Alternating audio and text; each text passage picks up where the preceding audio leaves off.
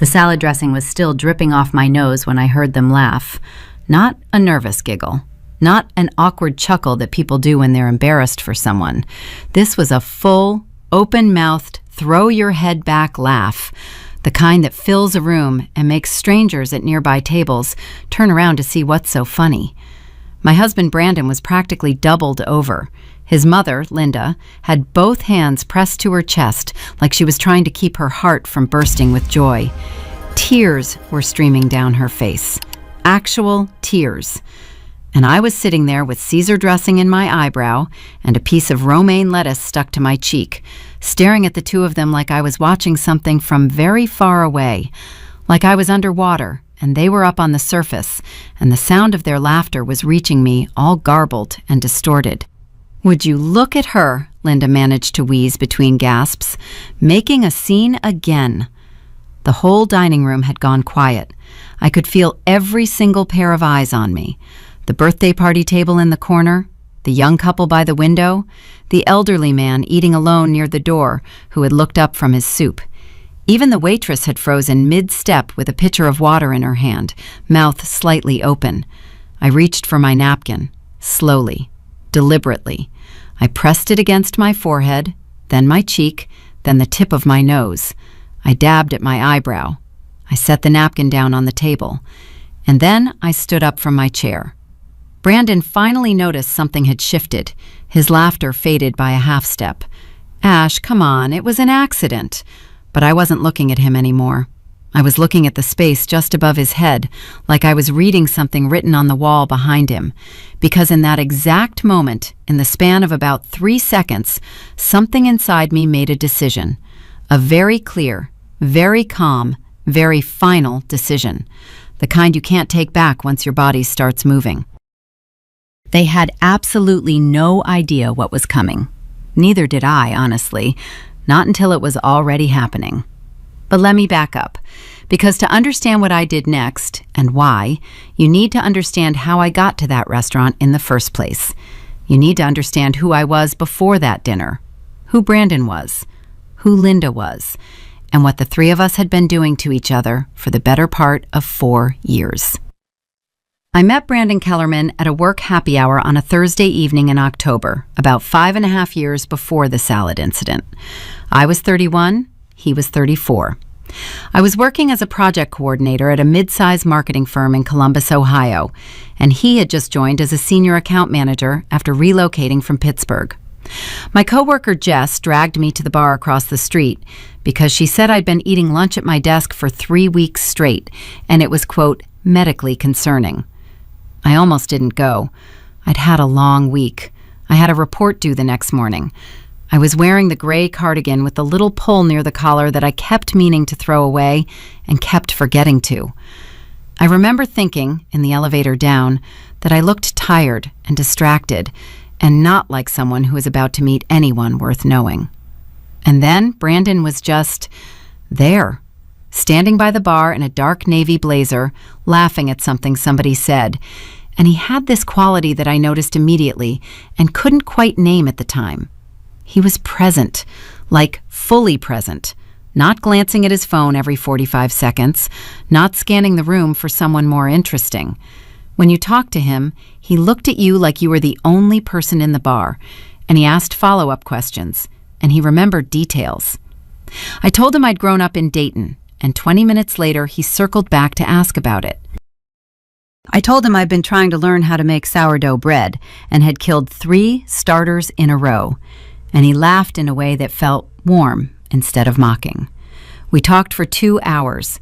I missed the report deadline and stayed up until 2 a.m. finishing it, and I was genuinely happy about that trade-off, which was not typical for me at all. He texted me the next day, not a hey, an actual sentence. "I looked up sourdough starter tips last night, and apparently you're not supposed to use tap water. Thought you should know before starter number 4.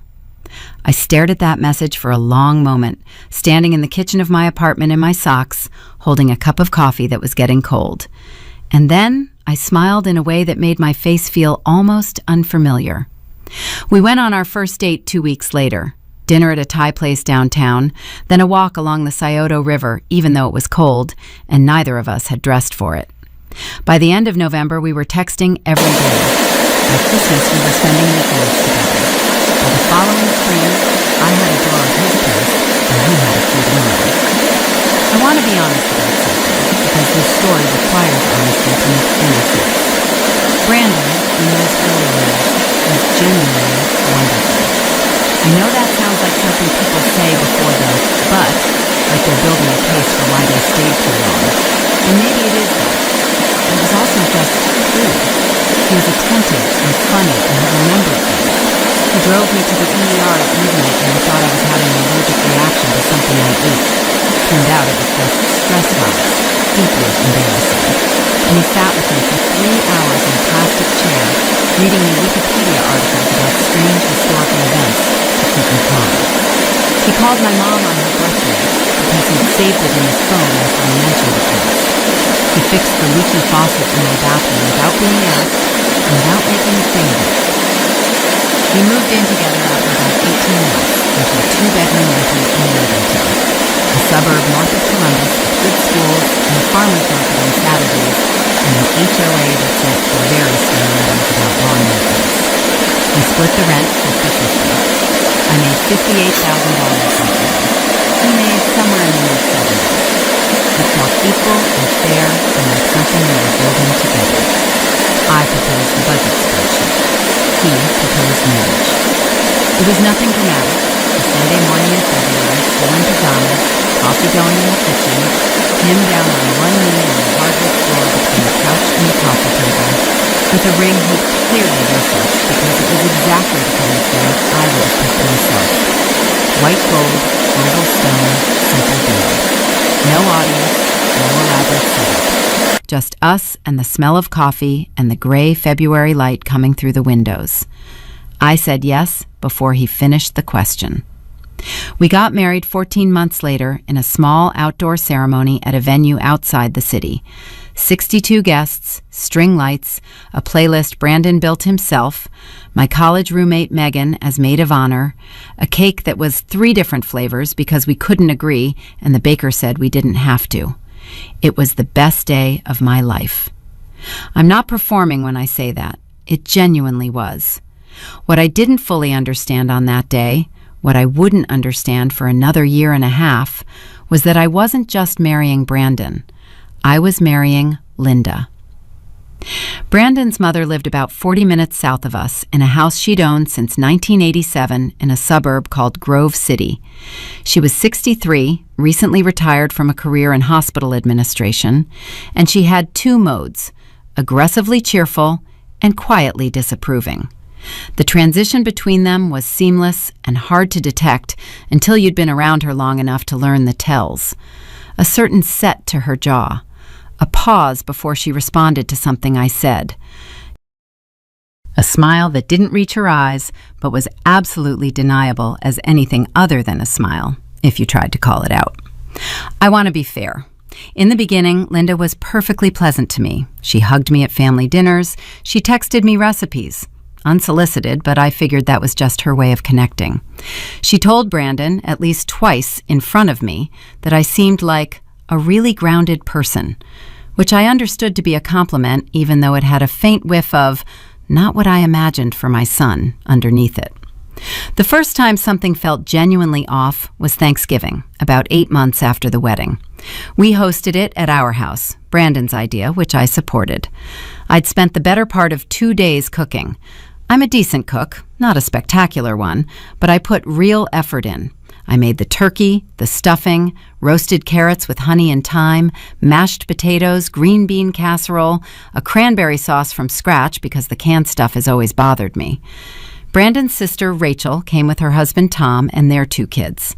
Linda arrived with a store-bought pecan pie and a casserole dish of something she called my stuffing, emphasis on the my, which she set on the counter next to my stuffing without asking or acknowledging that I had already made stuffing.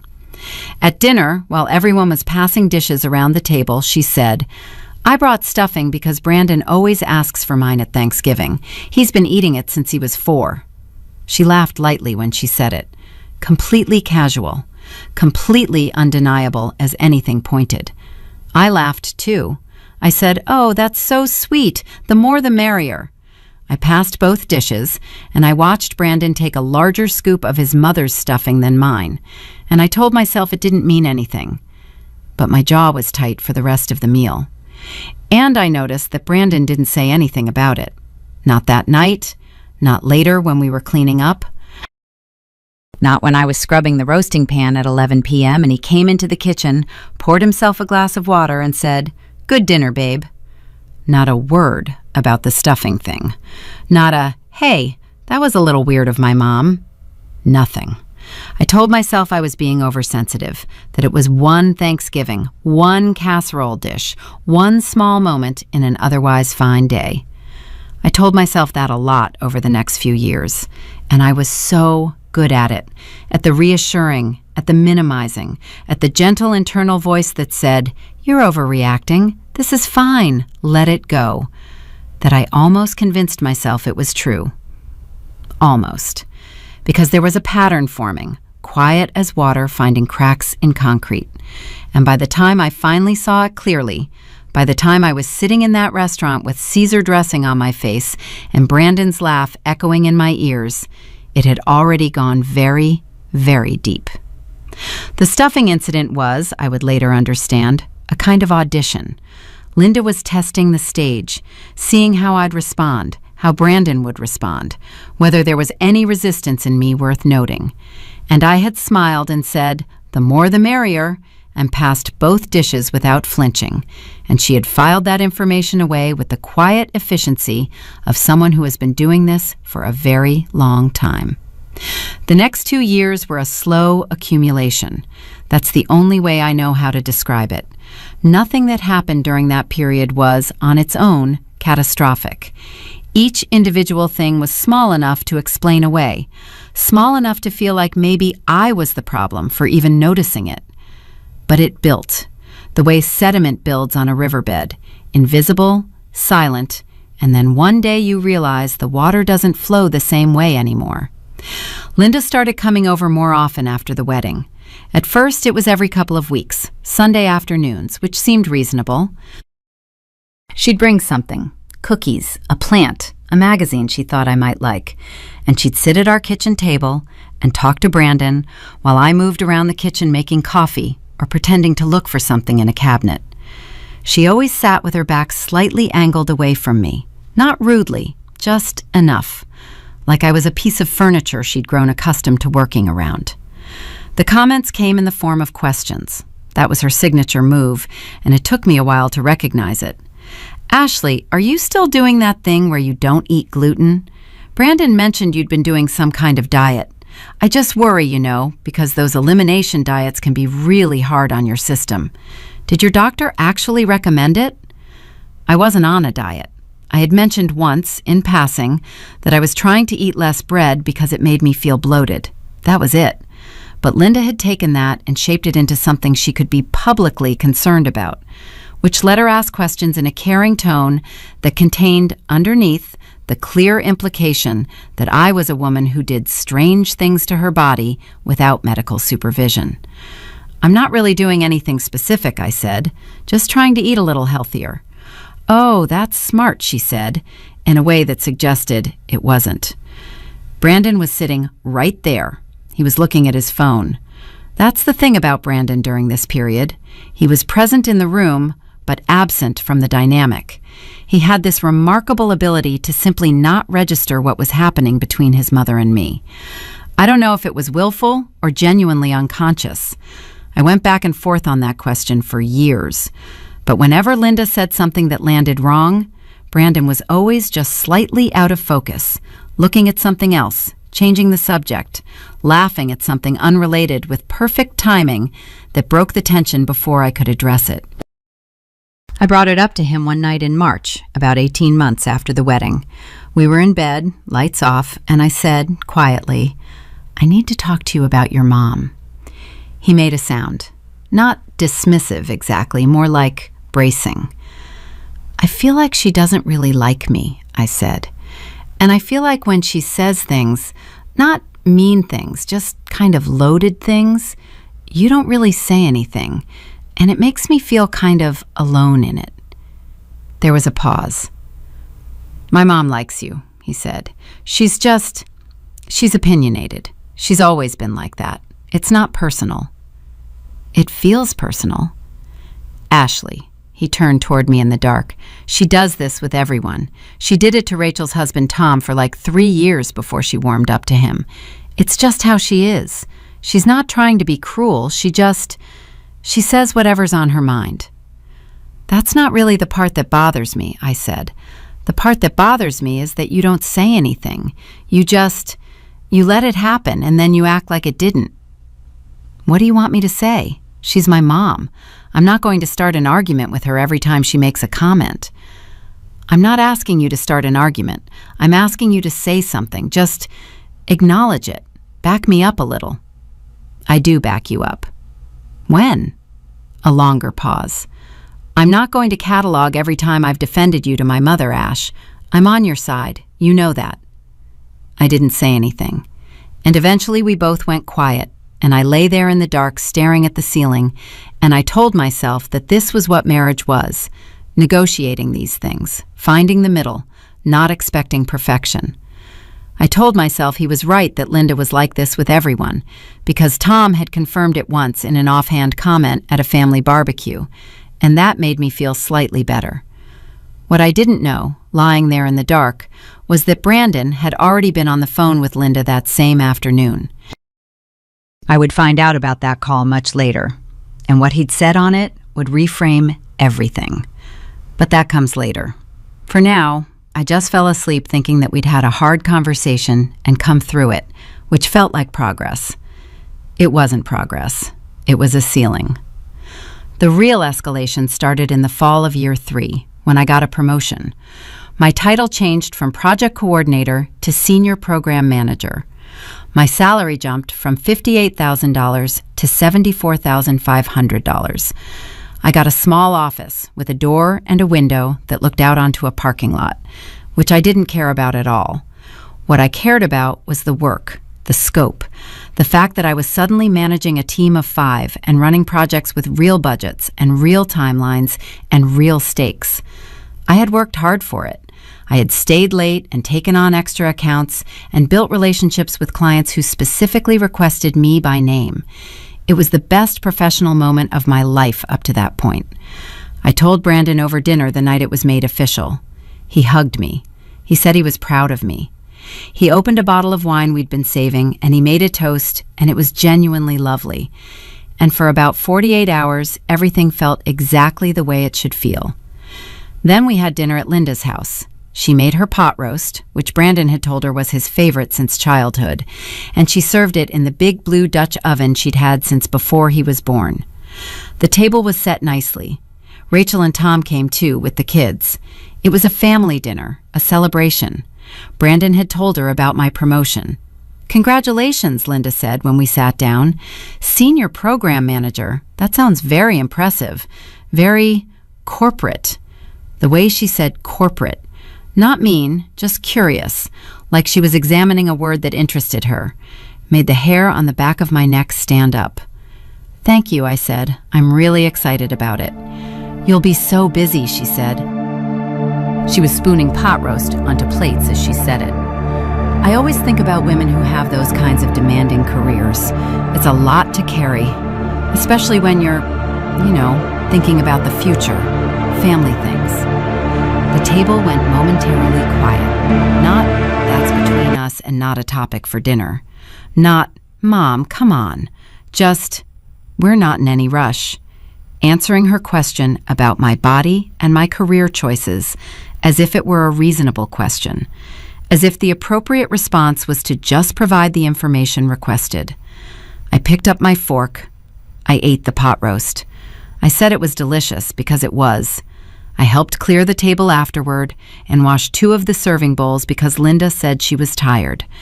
And on the drive home, I watched the highway lights slide past the window, and I thought about the word "we" and how a single syllable can reveal everything about where a person actually stands. I didn't bring it up that night. I brought it up 4 days later, in the kitchen, when Brandon came home from work and I had been sitting with it long enough to know exactly what I wanted to say. "When your mom made that comment about my career and family things," I said, "why did you answer her like it was a normal question?" He put his bag down. He got a glass from the cabinet. "What did you want me to do?" "I wanted you to tell her it wasn't her business." "Ashley, she's 63 years old. She asks about grandkids. That's just what she does. It's not an attack. It's not about grandkids specifically. It's about her implying that my promotion is a problem, that wanting a career is somehow at odds with being a good wife or mother." And you just answered her like she'd asked what we were having for Christmas dinner. You're reading a lot into a 2-second comment. I'm reading exactly what's there. He turned toward me then, and his expression had shifted into something I'd been seeing more and more lately. A kind of patient exhaustion, like I was a problem he'd been managing for a while and was getting tired of managing. "I'm not going to fight with my mother every time she says something that you decide to interpret as an attack. I'm just not going to do that." "I'm not asking you to fight with her. I'm asking you to what? Back you up?" "I back you up, Ashley, I do. But not every dinner has to be a referendum on my mother's opinions." I stared at him. "Did you hear yourself just now? You called it my interpretation, like I'm imagining this." "I didn't say you were imagining it. You said I decided to interpret it as an attack. What does that mean if not that the attack isn't real?" He was quiet for a moment. Then he said, carefully, "I think you're very sensitive to anything my mom says because you've decided you two have a problem. And I think that sensitivity makes everything she does look worse than it is." The kitchen was very still. The refrigerator hummed. Outside, a car went past. "Okay," I said. "Okay?" "Yeah," I said. "Okay." I left the room. He didn't follow me, and I sat in the second bedroom, the one we used as a home office, and I opened my laptop and I stared at the screen without reading anything on it, because something had just shifted in a way I couldn't name yet. Not a crack, more like a fault line making itself known. Because he hadn't said, "You're wrong." He hadn't said, "My mom isn't doing this." He'd said I was sensitive. He'd said I had decided to have a problem, which meant he saw it. He saw exactly what Linda was doing. He just wasn't going to be on my side about it. And that was so much worse than anything Linda had ever done. I just didn't know yet how much worse it was going to get. The thing about a fault line is that you can walk over it 1,000 times without feeling anything. The ground looks solid. It looks like regular ground. You can build a whole life on top of it. Furniture, routines, dinner plans, inside jokes, the particular way someone smells when they've just gotten out of the shower. And you don't feel the shift happening underneath because it's too slow and too deep for your daily instruments to detect. I kept going to work. I kept making the budget spreadsheet. I kept having dinners with Linda and saying, "This is delicious," about whatever she'd cooked. And I kept noticing Brandon's eyes slide away from mine whenever she said something that landed wrong. And I kept having the same version of the same conversation with him afterward. And he kept calling it my sensitivity, my interpretation, my pattern of finding problems that weren't really there. By the spring of year 4, I had started to feel like I was losing my mind. Not dramatically, not in a way that anyone would have seen from the outside. I was still going to work and running my team and hitting my project milestones. I was still calling my mom on Sundays. I was still meeting my college roommate Megan for dinner once a month at the Thai place downtown, the same one Brandon and I had gone to on our first date, which felt like a detail from someone else's life by now. But inside, in the private running commentary I kept of my own experience, I had started to genuinely doubt my own perceptions. I would catch myself replaying conversations, trying to figure out if I had imagined the edge in Linda's voice, trying to remember if Brandon had actually said what I thought he'd said, or if I'd added the coldness in retrospect. I kept a note on my phone for a while, just bullet points, dates, and quotes, because I needed evidence. I needed to be able to look at something concrete and say, this happened. I didn't make it up. That's what gaslighting does when it works. You become the investigator of your own experience. You stop trusting the witness. The dinner at Carmine's happened on a Saturday in April. Brandon's cousin was in town, a guy named Derek, who I'd met twice at family events and liked fine, and Linda suggested we all go out. Carmine's was a mid-range Italian place in a strip mall off Broad Street that Linda loved because they'd been going there since Brandon was a kid. I'd been there 4 or 5 times. It was decent, chicken piccata, good bread, the kind of place that felt like a special occasion when you were 12. We got there at 7. Derek was already at the table with his girlfriend, a woman named Vanessa I hadn't met before, and she was warm immediately. Laughed easily, asked good questions, made the kind of eye contact that says, I'm actually listening to you. I liked her within 5 minutes. I remember thinking, sitting down, that maybe this would be a nice evening, that maybe, with Derek and Vanessa as a buffer, things would feel lighter. And they did, for a while. We ordered drinks. Brandon was in a good mood. He'd had a strong week at work, and he was loose and funny in the way he could still sometimes be, the way that used to make me feel like I'd won something just by being the person next to him. Derek was telling a story about a road trip he'd taken that had gone spectacularly wrong in Nevada, and the whole table was laughing, and Linda was laughing too, and for about 45 minutes, I let myself think that I had been catastrophizing, that things weren't so bad, that we were a family having dinner and everything was basically fine. Then the salads came. I was laughing at something Vanessa had said. I don't even remember what, and I was turned slightly to my left to face her, which meant I wasn't paying attention to the table geometry. Linda was on my right. She reached across for the bread basket at the exact wrong moment, and her elbow caught the back of my chair, or maybe my shoulder, and the momentum of it, combined with the fact that I was already leaning forward, sent my face directly into the Caesar salad that had just been set in front of me. I want to be precise about this because it matters. It was not a gentle brush. My face went into that salad. My cheek, my nose, my forehead. I felt the cold of the dressing and the crunch of the croutons, and I came up with romaine lettuce across my cheek and Caesar dressing running down the bridge of my nose. In the half second before anyone reacted, there was a window of silence, a moment where the right thing, the normal, decent, human thing, would have been concern. Oh my God, I'm so sorry. Are you okay? That's not what happened.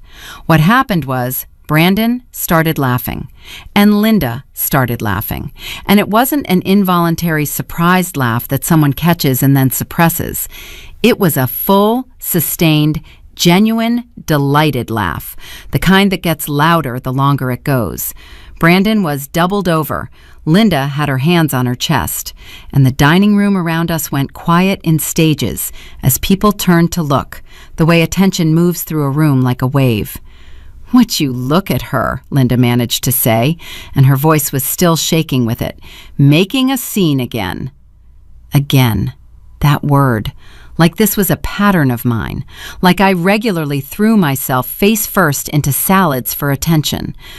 I reached for my napkin. I pressed it to my face. I set it down. I stood up. And in the standing up, in those 3 seconds of getting to my feet with Caesar dressing still on my face and 30 people watching and Brandon's laugh still hanging in the air, something in me went completely, utterly quiet. Not sad, not angry, quiet. The way a room goes quiet when the power cuts out and you suddenly notice how much noise everything was making. I picked up my purse from the back of my chair. I looked at Brandon. His laugh had faded into something uncertain. He was watching me with that expression I knew, the one that meant he was trying to calculate whether he needed to manage me. I looked at Linda. She was still smiling, but the smile had gone careful. "I'm going to go," I said. My voice came out completely flat. "Derek, it was great to see you. Vanessa, really lovely to meet you." "Ashley," Brandon started. "I'll get a ride share," I said. "Stay. Enjoy dinner." I walked out of Carmine's into the April night with salad dressing on my face, and I stood on the sidewalk under the parking lot lights, and I called a car, and while I waited, I didn't cry, I didn't shake. I just stood there feeling the cold air on my damp face and listening to the distant sound of traffic on Broad Street. My phone buzzed twice before the car arrived, both times Brandon. I didn't answer. I got home, I washed my face, I sat on the edge of the bed in our bedroom, the one with the comforter I'd picked out, and the nightstand where I kept my water glass and my library book. And I opened the Notes app on my phone where I'd been keeping my bullet-pointed evidence, and I scrolled through it. Dates, quotes, incidents. There were 43 entries. 43. I hadn't counted them before. I looked at that number for a long time. Brandon came home about 2 hours later. I heard his key in the lock, his footsteps in the hallway, the way he paused outside the bedroom door before he opened it. "Hey," he said. "Hey." He sat on the edge of the bed on his side. He smelled like wine and a particular atmosphere of carnage, garlic, candle smoke, old carpet. "That got out of hand," he said. "Did it?" "She didn't mean to hit you with her elbow. It was an accident." "No, it was an accident," I said. "The accident isn't the part I'm talking about." Silence. "They laughed at me," I said, "for 2 full minutes. In a restaurant full of people. And she said I was making the same. They were surprised. It was one of those things when you laugh because..." "Brandon," I turned to look at him. "Stop." He stopped. "I need you to hear me," I said. "Not manage me, not explain it, just hear me. Your wife had her face shoved into a plate of food, and you laughed at her. That's what happened to you." He was quiet for a moment. "Then, I know, I'm sorry. I should have... I caught up in it. You called it an accident waiting to happen," I said. "On the way there, in the car, you said, and I'm quoting, 'Knowing you'll probably spill something on yourself.' I didn't say anything about it because I didn't want to start the evening in a bad mood, but I heard it." His jaw tightened. "That was a joke." "I know it was a joke. That's what's been killing me, Brandon. Everything is a joke.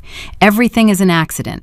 Everything is me being too sensitive or misinterpreting or making a scene. And I have been telling myself that story for 2 years, and I am done." "What does done mean?" I looked at him, and I thought about the 43 entries on my phone. I thought about the stuffing at Thanksgiving, and the promotion dinner, and the conversations in the dark, and the phone call I'd found out about later, the one he'd made to Linda the same afternoon I told him I felt alone. I thought about 4 years of having my reality quietly, consistently, thoroughly dismantled by the 2 people I was supposed to be safest with. "I don't know yet," I said. And that was the honest answer. Because I didn't know. Not the specifics, not the steps. But something had calcified in me that night. Something that had been soft and uncertain for years had finally hardened into a shape I could hold in my hand. I slept on the right side of the bed. Brandon slept on the left. We didn't touch. In the morning, he made coffee and asked if I wanted some, and I said yes, and we moved around the kitchen like 2 people who had agreed to a temporary ceasefire without discussing the terms. He went to the gym. I sat at the kitchen table with my coffee and my phone, and I opened my browser, and I typed 3 words into the search bar that I had never typed before. Columbus Divorce Attorney. I didn't call anyone that day. I didn't do anything except read. But I read for 4 hours about the process, about what it meant, about what protecting yourself looked like before you made any move, about documentation and assets, and the difference between a separation agreement and an actual filing. I read about the 401k implications, about how Ohio handled marital property, about credit scores and what happened to jointly held accounts. I read like a person studying for the most important exam of their life. And by the time I heard Brandon's key in the lock, I had closed all the tabs and put my phone face down on the table, and I was sitting there with an empty coffee cup and something I hadn't felt in a very long time. A plan. The first faint outline of one. It wasn't ready yet. I wasn't ready yet. There were things I needed to know. things I needed to put in place quietly and carefully before I made a single visible move. Because I had learned over 4 years exactly what happened when I showed my hand too early. The ground would shift, the story would be rewritten, and I would end up back in that familiar position, defending my own perception, apologizing for my own feelings, trying to explain the wound to the person holding the knife. Not this time. 3 days later, on a Tuesday, I called my friend Megan from my car during my lunch break. I didn't tell her everything, but I told her enough. I need the name of a good family law attorney, I said. Someone who's actually good, not just a name you found on Google. There was a pause on the other end of the line. Megan knew me. We'd been friends for 11 years. She didn't ask a lot of questions. My sister used someone, she said carefully, during her divorce. She said she was the best in the city. Her name is Carol Simmons. She's in German Village. I wrote the name down on the back of a gas station receipt I found in my center console. Ashley, Megan said after a moment, "Are you okay?" I looked through the windshield at the parking lot, at the ordinary Tuesday afternoon light on the ordinary cars. "I'm going to be," I said, and I meant it in a way I hadn't meant anything in a very long time. I had an appointment with Carol Simmons scheduled for the following Thursday, and in the 6 days between that phone call and that appointment, I was about to find out something that would make everything I'd already been through look like the opening act. The appointment with Carol Simmons was at 2 o'clock on a Thursday afternoon in a brick building on Beck Street in German Village, 3 blocks from a coffee shop I used to go to in my 20s. I told Brandon I had a dentist appointment. I wore my work clothes, blazer, dark jeans, the kind of outfit that says, I am a person who has her life together. And I sat in Carol's waiting room for 11 minutes, reading the same paragraph of a Field and Stream magazine 3 times without absorbing a single word. Carol Simmons was 50-something, compact, with reading glasses on a beaded chain, and the kind of calm that isn't performed. It's just structural, built into the way she sits and breathes and looks at you. She shook my hand, offered me water, and then sat across from me at a clean desk and said, "Tell me what's going on." I had planned to be organized. I had planned to present the facts clearly, without emotion, like a project manager laying out scope and timeline. Instead, I talked for 35 minutes and cried for about 4 of them, which I had not anticipated and was deeply annoyed by. Carol handed me a box of tissues without comment and let me finish. When I was done, she asked me a few specific questions. How long had we been married? Whether there were children? Whether the house in Worthington was jointly owned or rented? Whether we had shared accounts, and if so, what was in them? We rent, I said. Joint checking account, about $14,000 in there right now. I have my own savings account he doesn't have access to, about $22,000. My 401k through work, he has one through his employer. No kids. She nodded, writing something down. Have you made any large purchases or transfers recently? Anything unusual? No, nothing. Has he? I paused. Not that I know of, but I haven't been looking. Start looking, she said. It wasn't alarmed. It was just information. Not in a way that alerts him, just be aware of what's moving. I said I would. Then I asked her the question I'd been sitting with since Sunday morning in the kitchen with my cold coffee and my browser search. What does protecting myself look like right now? Before anything is filed, before he knows anything, what should I be doing? Carol looked at me steadily. Document everything. The incidents you described, write them down with dates and specifics, exactly as you remember them. Keep copies of financial statements. Know your account numbers, your credit score, the value of any jointly held assets. If there are any debts you don't know about, now is when you find out. She paused. And don't tell him you've been here.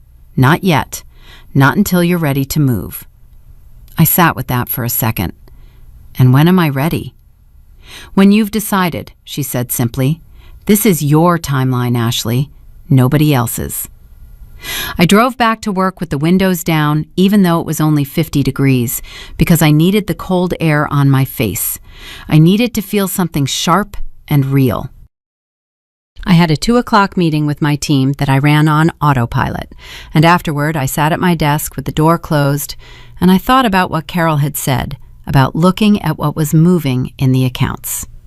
That night, while Brandon was watching something in the living room, I sat at my desk in the home office and I logged into our joint checking account for the first time in about 2 months. I usually looked at it once a week. I'd stopped recently because it felt like looking at something that belonged to a life I wasn't sure I was still in. The balance was 14.2, roughly what I expected. But there was a transaction from 11 days ago that I didn't recognize. A transfer out. $800 to an account I didn't have a name for, just a routing number. I stared at it. My heart rate did something specific and unpleasant. I screenshot it. I sent it to my personal email from my phone. And I closed the laptop and went to bed early, telling Brandon I had a headache, which was true. I spent the next 5 days quietly gathering bank statements printed from the library because I didn't want a paper trail at home. Credit card statements. I pulled my own credit report, 741. Okay. And then, using login information and watched Brandon enter enough times to have memorized, I pulled his. His score was fine, but there was a credit card I had never heard of. A Visa ending in 4471. 4 months of history. A balance of just under $3,000. I didn't confront him. I photographed the screen with my phone, I sent it to my personal email, I made an appointment with Carol for the following Monday, and I told Brandon I had a team lunch. What Carol told me on Monday changed the temperature of everything.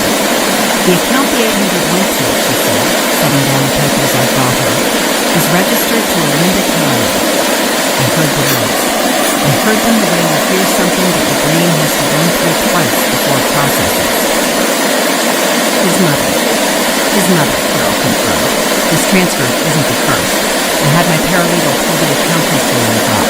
There are 6 transfers over the past 4 months, ranging from $400 to $1,200, total of just over $5,000. The room was really quiet. He's been giving his mother money, I said, from our joint account, without telling me. Without telling me, Carol said. I thought about Linda's house in Grove City, the pot roast in the blue Dutch oven, the pecan pie she'd brought to Thanksgiving, the way she'd always seemed financially comfortable enough to retire at 63, comfortable enough to go to Carmine's on a Saturday without looking at the prices. And the credit card, I asked? Carol's expression didn't change. We can't pull the statements directly, but the billing address on the account is a Grove City address. Grove City. Linda's address. Brandon had a credit card in his name from our marriage with a $3,000 balance billed to his mother's house that he had never mentioned, that I had never known about. I sat back in the chair. I felt something move through me. I didn't tell Brandon I was filing. I didn't tell Linda. I called into work from home that morning, drove to Carol's office, signed the paperwork, and watched her paralegal, a quiet young woman named Deja who had a very organized desk, notarize the documents. I paid the retainer from my personal savings account, the one Brandon had no access to. $22,000 minus $2,500 for Carol's retainer. It felt like the best money I had ever spent. The papers were served to Brandon the following Tuesday. He was at work. His assistant called him out of a meeting and handed him the envelope, which I knew because Jess, my coworker, the one who had dragged me to the happy hour where I'd met Brandon 5.5 years ago, texted me. I heard Brandon got served papers at the office today. Are you okay? I texted back, I'm really good, actually. And I was.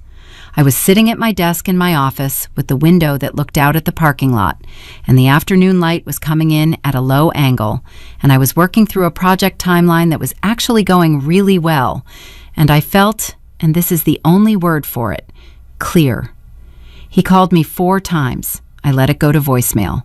His texts escalated from "call me" to "Ashley, what the hell?" to "we need to talk about this right now" to, finally, "my mother is devastated." That last one I read twice, and then I set my phone face down on my desk and went back to my project timeline. He called Megan. I know this because Megan called me an hour later and said, with the particular tone of someone who has been cornered and is reporting back to their general, "Brandon just called me. He wanted me to talk to you. I told him I didn't think that was my role." "Thank you," I said. He also said, and I'm just relaying this, that Linda is going to reach out to you directly. "She's welcome to," I said. Linda did reach out. She called on a Wednesday evening, and for reasons I still can't fully explain, I answered. Maybe because some part of me needed to hear it, needed the ending to have an actual scene. "Ashley." Her voice was different than I'd ever heard it. Thin. "I don't understand what you're doing." "I think you do," I said. "Brandon is beside himself. He loves you. Whatever problems you two have, this is extreme. This is not how you handle things in a marriage." "Linda," I said, very calmly, "I know about the money." Silence. "I know about the transfers from our joint checking account," I said. 6 of them, over $5,000, into your account, without my knowledge. "I know about the credit card billed to your address. I have documentation of all of it, and so does my attorney." The silence lasted a long time. "That was," she started. "I don't need an explanation," I said. "I just needed you to know that I know, and that the time for me to not know things is over." I heard her breathing on the other end of the line, and then, quietly, she said, "You were never right for him." I had expected that sentence, or some version of it, for 4 years. I had braced for it, dreaded it, felt it coming the way you feel weather changing. And now that it had arrived, now that it was just hanging there in the air between us, it had no weight at all. It was just words. Just a woman who had spent 4 years trying to make me feel small, making one last attempt with the only tool she had left. "Goodbye, Linda," I said, and I hung up. The divorce took 7 months. Brandon contested some of the asset division, specifically the joint savings, which he felt entitled to a larger share of given that he'd contributed more in the early years of our relationship before my promotion. Carol handled it. The final split was 50-50 on the joint account, which meant I walked away with $7,000 from that, plus my personal savings, plus my 401k intact. He was required to reimburse the joint account for the $5,000 in transfers to Linda, which meant, in practical terms, I got an additional $2,500 returned to me in the settlement. His attorney tried to argue the credit card balance was a personal debt. Carol produced the billing address and the timeline, and the argument went away. The house in Worthington, the rental, we were both off the lease by month 3. I found a 1-bedroom apartment in Clintonville, the neighborhood north of campus with the good coffee shops and the farmers market on Saturday mornings. It was smaller than what I was used to. The closet was not big enough. The parking was complicated. I loved it with a ferocity that surprised me. Megan helped me move in on a Saturday in November, 2 weeks before Thanksgiving. We put together a shelf from IKEA that fought us for 4 hours and then finally surrendered. We ordered Thai food from a place on High Street and ate it on the floor because I didn't have a table yet. She asked me how I felt. I looked around the apartment, the boxes, the shelf we had defeated, the window that looked out onto a street where people were walking dogs and somebody had left a pumpkin on their stoop that was starting to cave in on one side. "Like myself," I said, for the first time in a really long time. I started a sourdough starter in January. I used filtered water this time because Brandon had texted me about tap water in the morning after our first meeting, and I had smiled in my kitchen on myself. I thought, something was beginning. I wanted to do it right.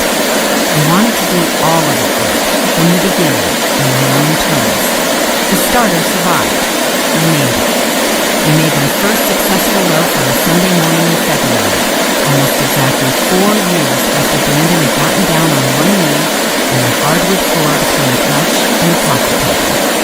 I ate it warm, standing at my kitchen counter, with butter and salt. Some things in, and some things, the good, hard, true things, are just getting started.